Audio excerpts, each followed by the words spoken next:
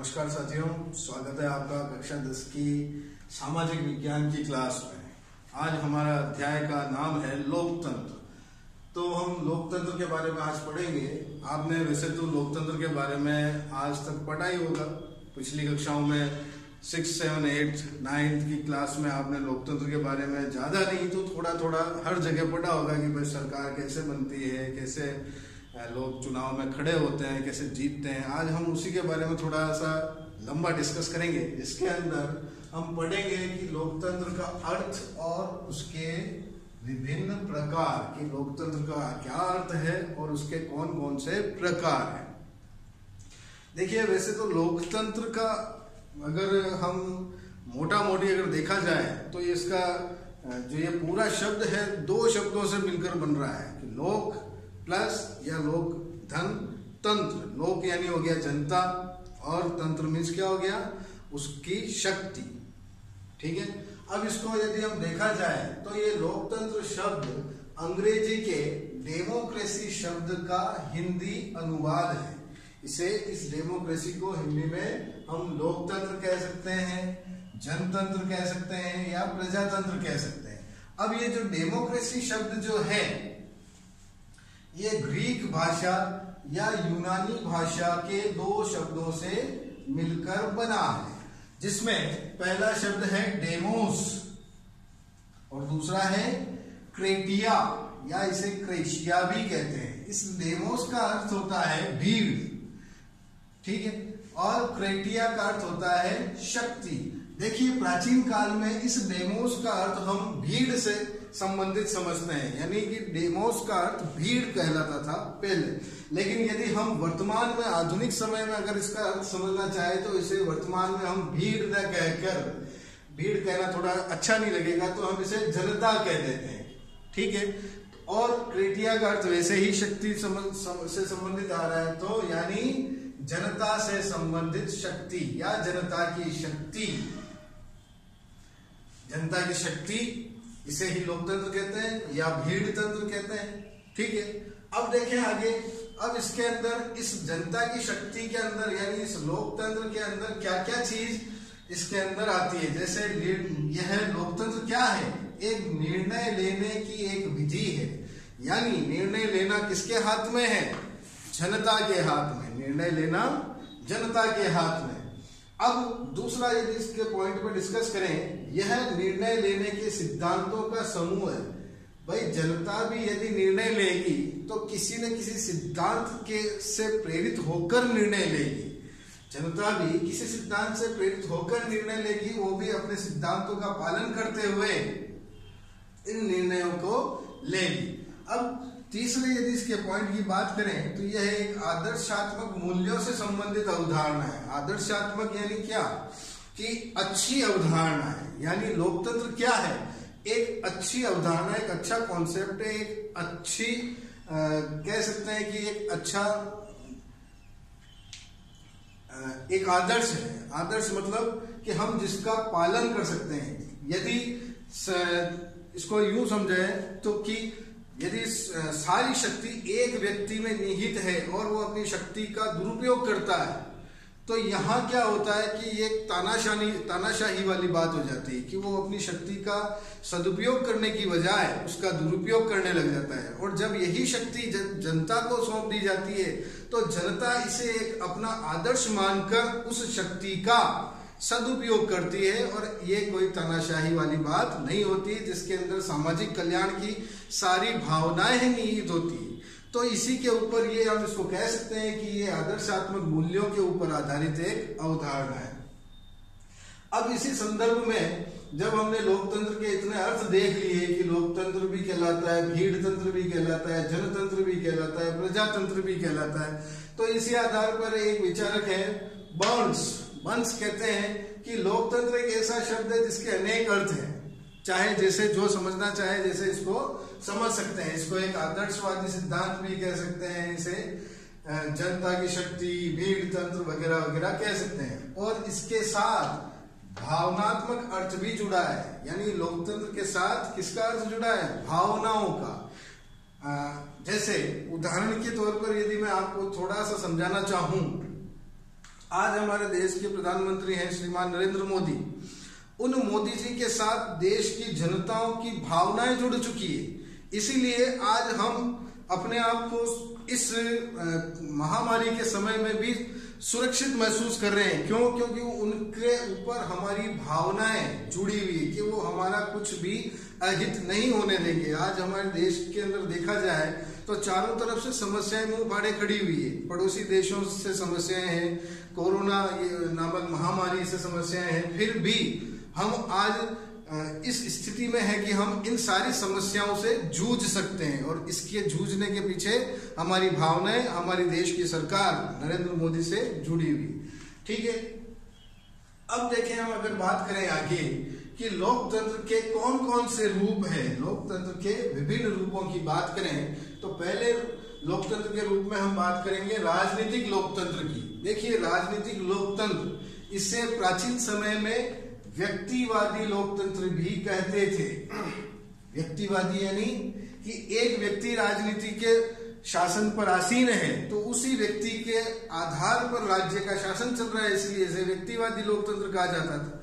उसके बाद अब इसे आधुनिक समय में इस लोकतंत्र को उदारवादी लोकतंत्र भी कहते हैं। उदारवादी यानी जिसके अंदर थोड़ा या संपूर्ण दया का भाव भी होता है, जैसे कि जनता के ऊपर अनावश्यक टैक्स का बर्डन न डालना, करों का बोझ न डालना, उनके लिए व्यापार और रोजगार की सुविधाएं आसानी से उपलब्ध करवाना, इसीलिए इसको उदारवादी लोकतंत्र भी कहते हैं।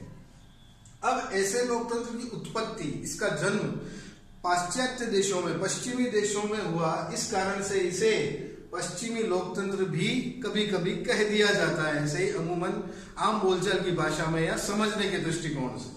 अब यदि आगे बात करें तो मार्क्सवादी जो विचारक हुए हैं तो इसे मार्क्सवादी विचारक इसे पूंजीवादी लोकतंत्र भी कहते हैं। क्यों? क्योंकि वह ये सोचते हैं कि शासन के अंदर सिर्फ और सिर्फ धन का ही आधिक्य होता है या धन का ही प्रभाव होता है। धन अपनी शक्ति के आधार पर कुछ भी करवा सकता है, तो अपने धन के आधार पर वह शासन में या सरकार में, राज्य में, सत्ता में अपने प्रतिनिधियों को ही चुनवा सकता है या खड़ा कर सकता है। इसीलिए इसे पूंजीवादी लोकतंत्र मार्क्सवादी कहते हैं। ठीक है, अब देखो आधुनिक उदारवादी विचारकों ने इस लोकतंत्र के दो रूपों का उल्लेख किया है। पहला है राज्य के एक प्रकार के रूप में ये लोकतंत्र, राज्य के प्रकार के रूप में यानी डेमोक्रेटिक स्टेट। भाई, जिस राज्य की सरकार जनता द्वारा चुनी जाती है उसे राज्य के रूप में यानी एक लोकतांत्रिक राज्य कहा जाता है।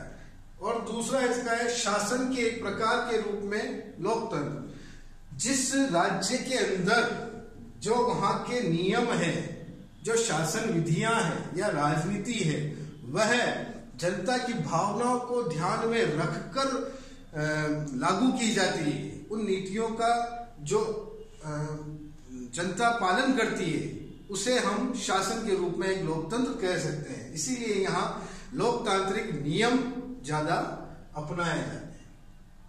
अब देखिए, इस राजनीतिक लोकतंत्र को एक दो उपभागों में और बांटा जा सकता है। पहला है प्रत्यक्ष लोकतंत्र, जिसे शुद्ध लोकतंत्र भी कहते हैं, और दूसरा है अप्रत्यक्ष या प्रतिनिधि लोकतंत्र। देखिए, प्रत्यक्ष लोकतंत्र के अंदर क्या होता है कि जनता सीधा बिना किसी अपने प्रतिनिधि या रिप्रेजेंटेटिव के सहारे सीधा शासन में उच्च पद को स्वयं चुनती है। जनता सरकार स्वयं बनाती है, तो इसे हम प्रत्यक्ष या शुद्ध लोकतंत्र कहते हैं। इसका एक उदाहरण यदि मैं लूं तो स्विट्जरलैंड एक ऐसा देश है जहां प्रत्यक्ष लोकतंत्र वहां के 5 कैंटनों में या 5 राज्यों में मिलता है। दूसरा यदि मैं बात करूं अप्रत्यक्ष या प्रतिनिधि लोकतंत्र, देखिए अप्रत्यक्ष लोकतंत्र या प्रतिनिधि लोकतंत्र के अंदर क्या होता है कि जनता अपने प्रतिनिधि चुनती है और वो प्रतिनिधि आगे देश का मुखिया या शासनाध्यक्ष को चुनता है। यानी उस शासनाध्यक्ष और जनता के बीच में एक और पद होता है जो उनका प्रतिनिधि होता है। जबकि प्रत्यक्ष लोकतंत्र के अंदर ये प्रतिनिधि का पद नहीं होता। अब यही इस अप्रत्यक्ष लोकतंत्र को भी दो भागों में बांटा जा सकता है। पहला है संसदीय और दूसरा है अध्यक्षात्मक। संसदीय के अंदर संसद होती है और संसद के अंदर सरकार के सारे नियम वगैरह या काम सारों का उल्लेख होता है, जो हम बाद की कक्षाओं में पढ़ेंगे। अध्यक्षात्मक के अंदर संपूर्ण देश का जो भी कर्ता धर्ता या नियम बनाने करने वाला, जो लागू करने वाला है, वो सिर्फ एक ही व्यक्ति होता है और वो ही उस उच्च पद पर आसीन होता है। इसे हम अध्यक्षात्मक शासन कहते हैं। जबकि संसदीय प्रणाली के अंदर विभिन्न पूरे देश के अंदर विभिन्न स्थानों से अलग अलग प्रतिनिधि का चुनाव होता है। अब आगे बात करें दूसरे लोकतंत्र की, वो है सामाजिक लोकतंत्र। देखिए, सामाजिक लोकतंत्र ये सामाजिक समता की भावना पर आधारित होता है, जिसके अंदर समाज में किसी भी व्यक्ति के साथ किसी भी आधार पर किसी तरह का, समाज में किसी भी व्यक्ति के साथ किसी भी तरह का किसी भी आधार पर कोई भेदभाव नहीं होना चाहिए। इसी आधार पर यह सामाजिक लोकतंत्र बना है, जिसके अंदर यदि मैं बात करूं समाज में धर्म, जाति, नस्ल, भाषा, लिंग, धन आदि के आधार पर किसी भी व्यक्ति के साथ कोई भेदभाव न होना, ये ही सामाजिक लोकतंत्र कहलाता है। और समाज के सभी व्यक्तियों को सामाजिक प्रगति के समान अवसर उपलब्ध कराना, वो भी किसी बिना भेदभाव के, तो ये ही सामाजिक लोकतंत्र का एक आधार है। फिर नेक्स्ट यदि बात करूं मित्रों, तो आर्थिक लोकतंत्र। आर्थिक लोकतंत्र क्या है? यह आर्थिक लोकतंत्र की बात जहां भी आए अपने इस सामाजिक विज्ञान सब्जेक्ट के अंदर, तो आप सीधा यही समझिए कि आर्थिक जो बात है कहने वाले वो है मार्क्सवादी और उदारवादी।